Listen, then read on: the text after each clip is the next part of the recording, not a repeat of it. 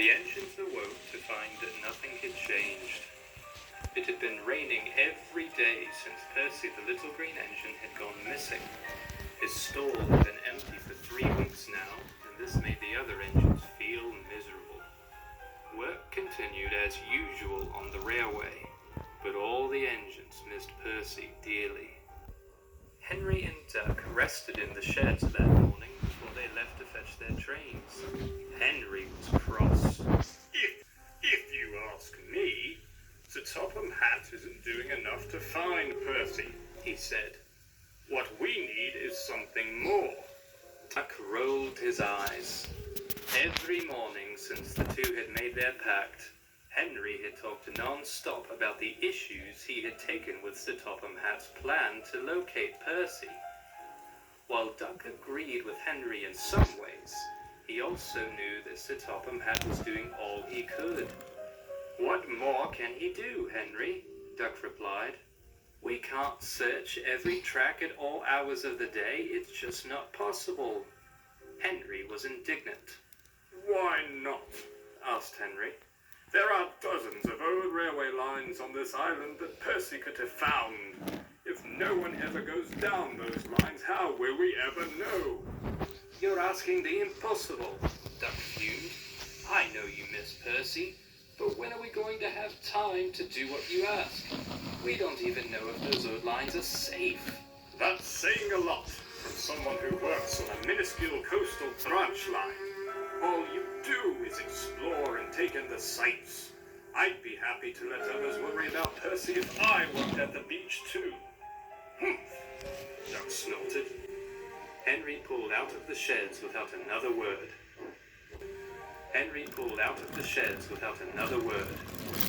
"Simmer down, boy." "I'm trying," Duck replied, "but Henry makes me so cross." "He's grieving, Duck." "Grieving?" Duck asked. "In his heart he's afraid that Percy is gone forever, and it's driving him mad. Just give him time." "Easier said than done," Duck said, but he said it to himself. In his heart, he was afraid of the same thing.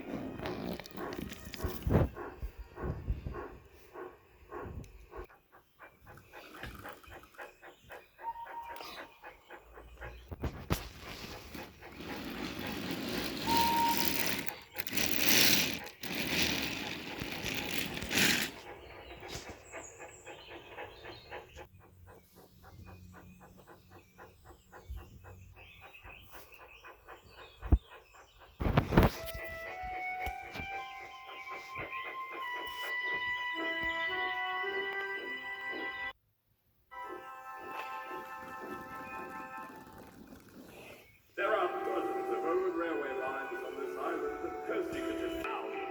If no one ever goes down those lines, how will we ever know?"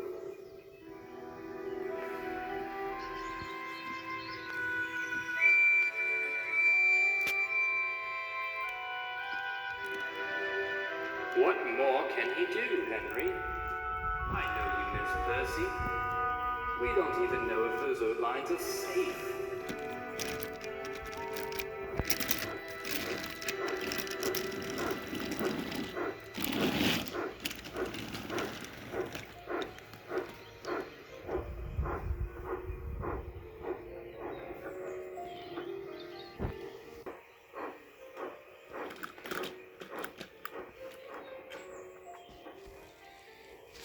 Every day, Henry's goods train runs through the junction where the main line meets Thomas's branch line. Henry enjoyed stopping here to talk to Thomas, who he hadn't seen much since Thomas left to run his branch line.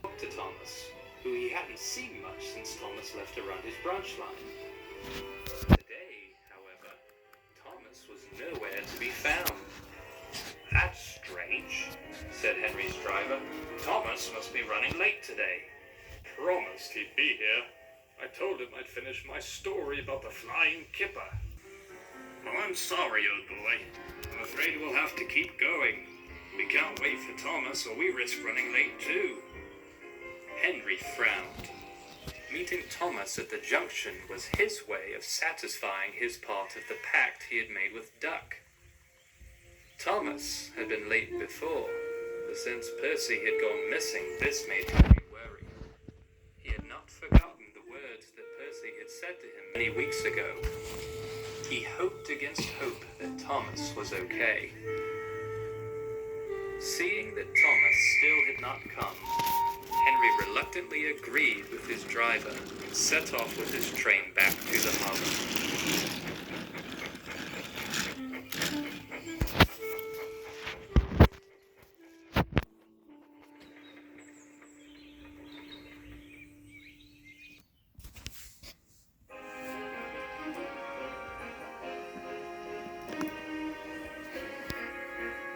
Duck was busy shunting trucks in the yard when Henry returned.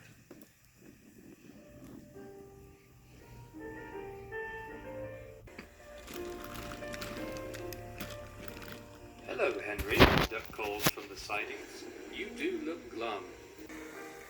I am, Duck. And he told him about Thomas. Oh, Thomas can be a little lazy in the morning, Henry. I wouldn't think much of it. Henry sighed. The two sat in silence for some time. Henry and Duck were thinking about their argument earlier that morning. Finally, Henry spoke. I'm sorry for calling your branch line silly, Duck. You really are a useful engine, and I should know that. I had forgotten that you came all the way from your branch line to help in the yard since Percy's gone missing. Duck smiled. Don't worry, Henry. I'm not mad at you. My driver told me that you were just worried. I am too. We all are. But you need to understand that we are all in this together, and we are doing all we can. You're right, Duck. I'm just an old fusspot. Not being able to speak to Thomas just has me worried. Even though it seems like everything is bleak, at least we have each other. And with that, the two engines went back to their duty.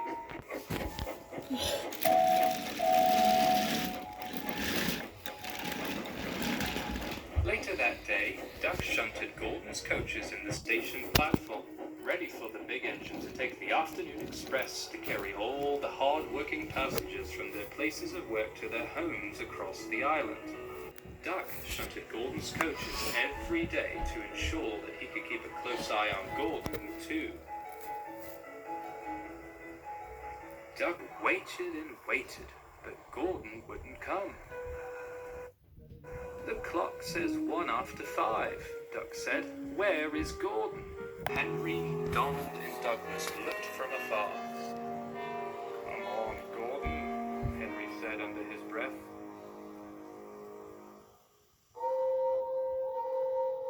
Finally, Gordon's whistle could be heard from the yards. Trucks, Gordon sputtered. The engine sighed in relief and laughed. I don't know how Percy makes them behave so well, but I can't stand them. And now I'll have to make up for lost time. Maybe if you strap your tent and paint yourself green, they won't give you so much trouble, Gordon. For silly tank engines, not big strong engines like me.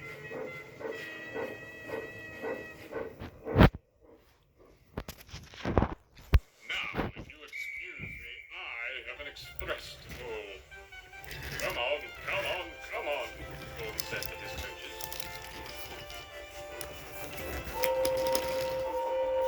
Gave a long whistle and was out of sight. See you soon, Duck whistled in return.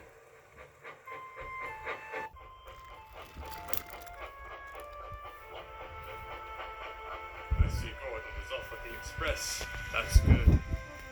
I'll help you shunt the rest of these trucks and then we'll get a well-deserved rest. The engines worked hard for the rest of the afternoon and returned to the sheds. The day had been long and difficult. The two engines were exhausted and fell to sleep at once.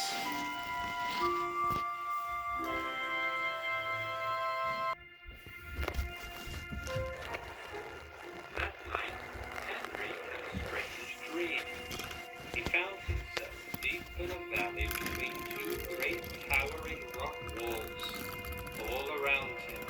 sickly-looking trees, and the sky was dark and gray. The track seemed to go on forever. But then, he saw a familiar shape far in the distance. Percy. Hello, Henry. Percy replied.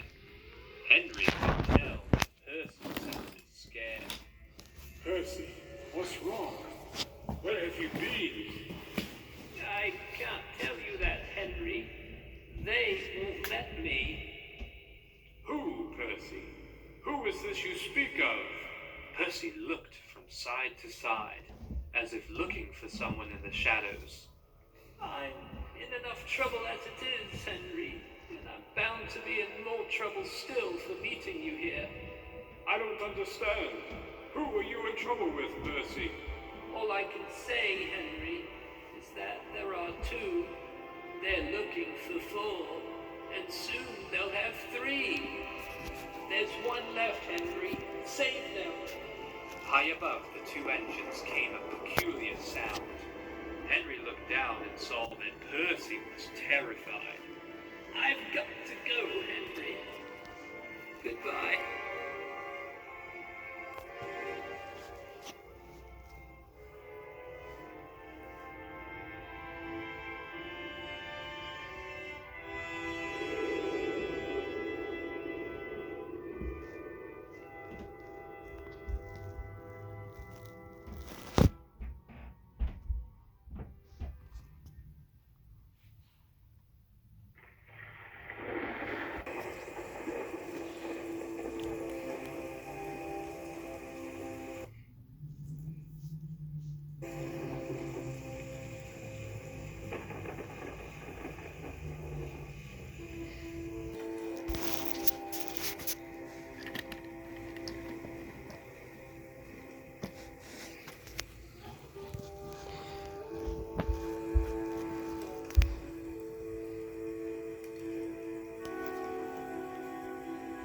There are two.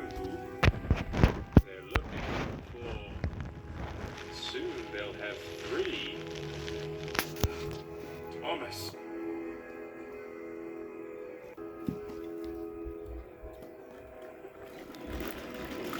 Henry desperately wanted to talk to Thomas about the more worried than ever. But when they got there, the station was eerily quiet, except for the sound of birds chirping in the trees. Late again, Henry's driver said. This isn't like Thomas. No, Henry said sadly. It isn't. He was beginning to have a terrible feeling, but he didn't want to think about it. Let's go, Henry said.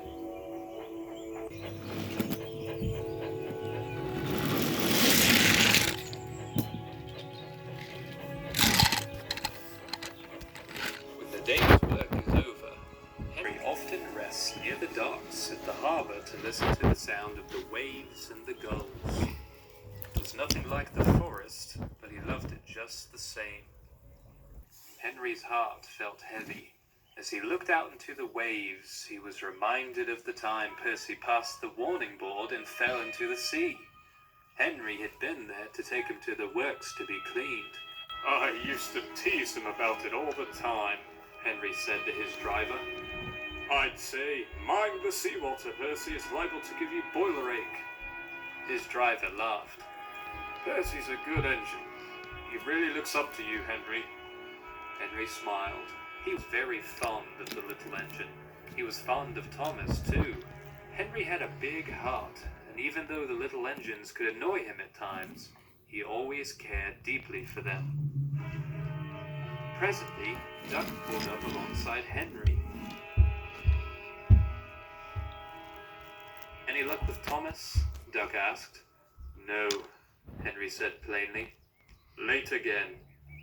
Both engines sighed. Has Gordon left with the express? Yes, he left a few hours ago, Duck replied. That's good. Duck looked at Henry. He looked weary. Duck could tell that he had a lot on his mind. We'll find Percy, Duck said. I promise. two engines heard the familiar sound of Sir Topham Hatt's car approaching. When he stepped out of the car, he looked concerned. Jack, Henry, he said. Oh, I'm glad I found you here. We have a problem. That terrible feeling that Henry had had earlier began to come back. Problem, sir? Henry said. Yes, Sir Topham Hatt replied.